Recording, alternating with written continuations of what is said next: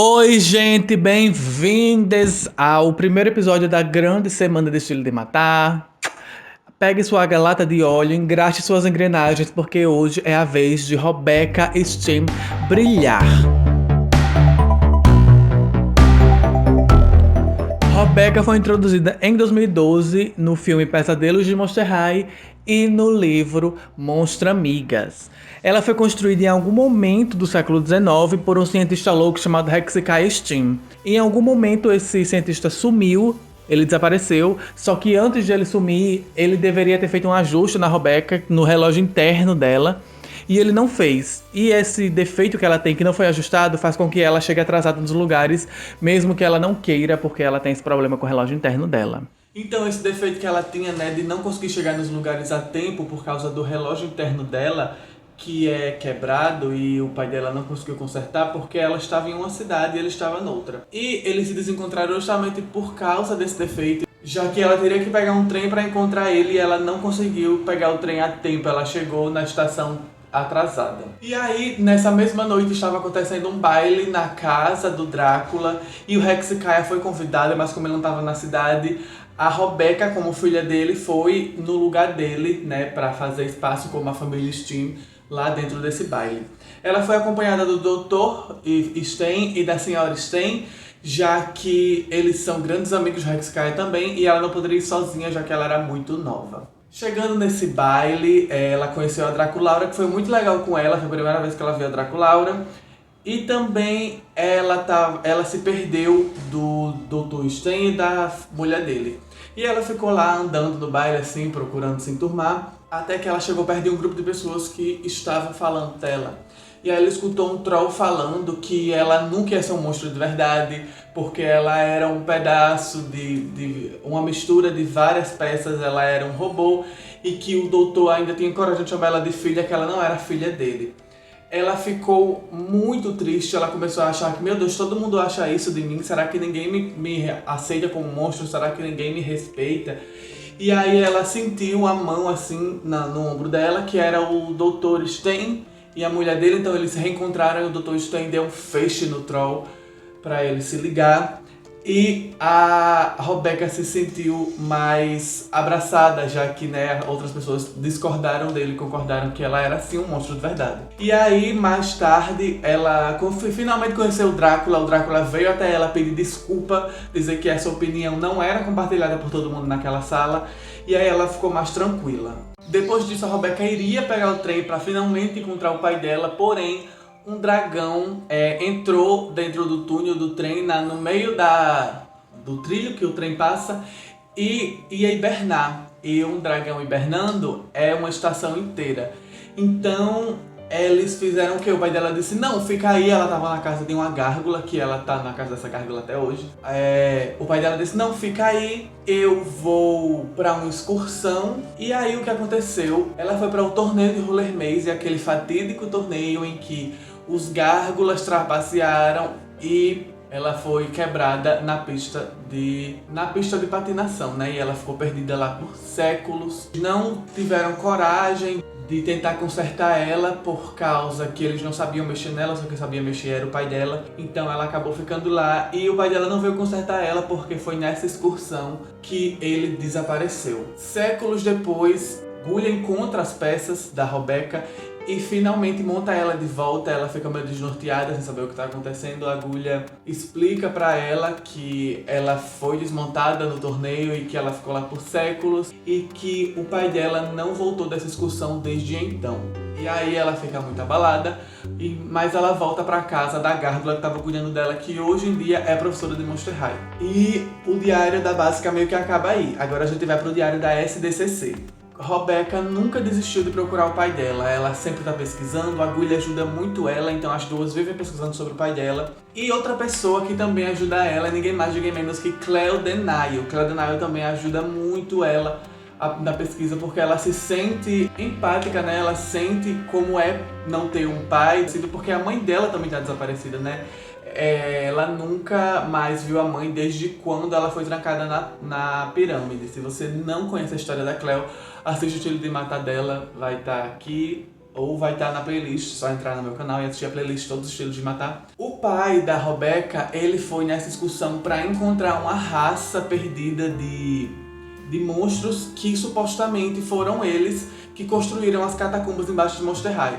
Então ele foi para as catacumbas ver se ainda existia espécies desses monstros para provar a tese dele, já que o corpo científico, a comunidade científica não acreditava muito nessa teoria dele. Porém, alguns monstros acreditam, como por exemplo os pais da Kirsty Trollson. Eles passaram a vida inteira lendo e pesquisando sobre a história dessa raça antiga de monstros, os construtores. E eles desenvolveram um mapa das catacumbas que a Agulha conseguiu encontrar, né? Esse mapa, conseguiu pegar com eles. E aí a Rebecca disse não dá mais, eu esperei tempo demais, meu pai não aparece, eu vou atrás dele nas catacumbas. E a Agulha encontrou ela, e aí a Agulha disse, você não vai assim solta, você não é doida. Aí a Agulha foi capacitista, desculpa, e deu um dispositivo de rastreamento pra Agulha saber exatamente onde ela estava. E aí ela entrou nas catacumbas, né, e aí ela procurou por meses, só que como ela tinha um mapa, foi mais rápido do que se ela fosse sinais cegas, como o pai dela foi. E ela consegue encontrar o pai dela, gente. Isso eu achei muito legal. Eu não sabia que ela reencontrava o pai, porque ninguém fala muito disso. Mas ela reencontra o pai dela, e não só o pai dela, ela reencontra a mãe da Cleo. Ela diz que eles estão, né, lá e eles encontram uma múmia. E aí ela reconhece que é a mãe da Cleo, porque ela já viu a Cleo e ela é muito parecida com a Cleo. Porém, eu acho isso muito confuso, apesar de ser bem legal que ela conseguiu achar a mãe da Cleo e levou ela de volta. E a Cleo se sente muito em dívida, porque ela finalmente tem a mãe dela de volta. Se sente muito em dívida com a Rebecca. A mãe da Cleo foi perdida lá no Egito, né? E teve um golpe de estado, não sei como ela foi parar nas catacumbas. Talvez as catacumbas se estendam por todo o mundo. Então esses são os grandes feitos da Rebecca. Ela é uma patinadora incrível, pesquisadora agora, né? E eles conseguiram também comprovar a existência dos construtores com artefatos que o pai dela encontrou lá dentro das catacumbas. É isso, agora voltem com o vídeo normal. Parentesco monstro. Rebecca ia ser órfã inicialmente, como estava escrito na caixa do protótipo da Básica. Só que isso mudou no produto final e ela saiu como sendo filha do cientista louco. Essa figura do cientista louco é bastante explorada tanto na ficção científica quanto no horror em geral. Esse estereótipo começou a surgir no imaginário popular desde que a ciência começou a avançar, com o receio que as pessoas tinham de que houvesse um momento que a ciência fosse longe demais e mexesse com coisas que não deveriam ser mexidas, causando assim a perdição da humanidade. Esse estereótipo de cientista louco, gênio e sem escrúpulos começou a ser construído em 1818 com Victor Frankenstein no livro de Mary Shelley. Apesar de terem vários doutores loucos na cultura pop, como o avô da Frank ou o pai do Jackson e do Holt, o Hexicaya só existe no universo de Monster High, e é um monstro metade humano, metade ciborgue, ou seja, existem vários cientistas loucos na literatura, nos filmes, só que o Hexicaya, ele não é inspirado em nenhum desses cientistas, ele foi feito na franquia de Monster High, e a profissão dele que é ser um cientista louco na franquia. Estilo de matar. Não é novidade pra ninguém que o estilo da Rebecca é o steampunk, né, meus amores? Mas afinal, o que é steampunk? O steampunk é um subgênero da ficção científica que consiste em um futurismo retrô, como se as descobertas tecnológicas tivessem acontecido todas durante a Revolução Industrial na Era Vitoriana. Ou seja, já existiam carros, aviões, próteses mecânicas e até computadores, porém utilizando a tecnologia e combustível da época, ou seja, carvão e vapor como fontes de energia e madeira, cobre e bronze como matéria-prima e engrenagens para fazer as máquinas funcionarem. A primeira revolução industrial que aconteceu no início do século XIX na Inglaterra foi marcada justamente pela automação dos processos de manufatura, ou seja, o desenvolvimento de máquinas a vapor possibilitou que a indústria fosse automatizada e a humanidade se tornasse mais moderna e tecnológica. Ignorando a pobreza e a miséria que isso resultou, a gente não vai falar disso aqui, a sociedade estava no auge da tecnologia, a fotografia já estava substituindo as pinturas, no fim do século já existia até o cinema, e claro que tudo isso inspirou muitos escritores e artistas da época, como Júlio Verne e Georges Méliès. Porém, eles não foram os inventores do steampunk, por somente a inspiração. O steampunk só surgiu com esse nome, com esse formato no fim dos anos 80, 1980, como uma variante do cyberpunk que era bem latente na época, resgatando essa atmosfera retrô e ao mesmo tempo futurista. Apesar da aparência retrô, o steampunk ainda é um estilo fantasioso, não é real. Ou seja, ele pode mostrar tecnologias superiores até da realidade que a gente está vivendo agora, contanto que tem esses elementos. Então ele pode ter até tipo teletransporte, tecnologia de teletransporte, você entra num canto e sai no outro, só que o teletransporte tem que ser feito de madeira, de cobre e tem que ter engrenagem, tem que ter carvão envolvido para poder ficar em steampunk, né? Contanto que tem esses elementos em steampunk, não importa quão louca a tecnologia seja. Bom, agora que a gente explicou o que é steampunk, a gente vai falar do look steampunk, das roupas, né, que fazem parte desse estilo, que é justamente onde a Robeca se inspira.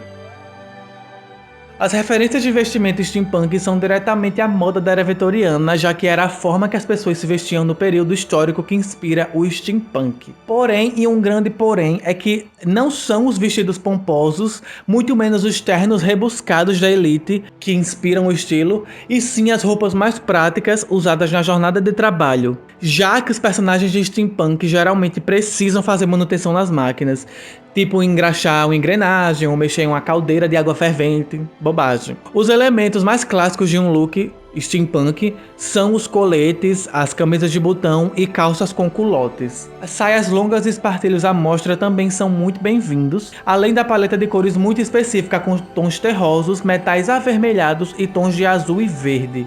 Diferente de tudo que a gente já viu até hoje no estilo de matar, o steampunk é imaginário, ele tem suas raízes na história real, mas esse período histórico nunca existiu, então você pode simplesmente pirar na inspiração. Você pode misturar diferentes épocas da moda, pegar elementos medievais ou de trabalhadores das fábricas da primeira metade do século XX, como jeans e as regatas, ou até algum elemento contemporâneo, mas nada tão moderno, pois vai descaracterizar a estética retrô do look. Ao mesmo tempo que é fantasioso, é no futuro, só que é um futuro retrô, então é uma coisa bem louca, bem babado. Entre os acessórios que são essenciais para a estética estão as bússolas, os relógios de bolso, os monóculos, cartolas e óculos de solda.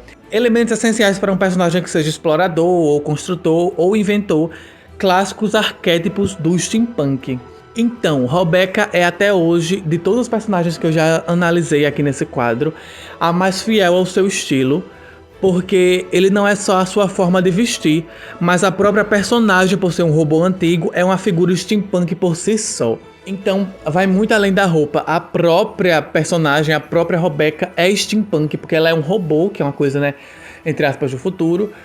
Só que steampunk, um robô feito de cobre, um robô todo cheio de placas de metal, isso é muito legal e, tipo, ela faz o ciclo completo do estilo, muito parecido com o que a Astra Nova faz, né, já que ela resgata o glam rock, que foi um estilo criado justamente inspirado em alienígenas e etc. Obviamente ela reinventa o estilo, né? Só que não perde as características.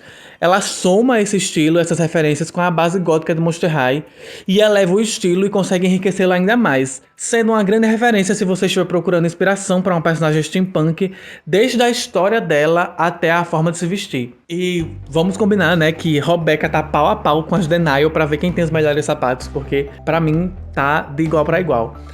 E esse foi o estilo de matar da Robeca, espero que vocês tenham gostado. Quem gostou, deixa um like, se inscreva no canal e comenta aí o que você achou, se você amou. Um beijo, até o próximo vídeo e tchau, galera! No caso, até amanhã, que vai ter mais estilo de matar. Se você estiver vendo do futuro, por favor, assista os próximos episódios.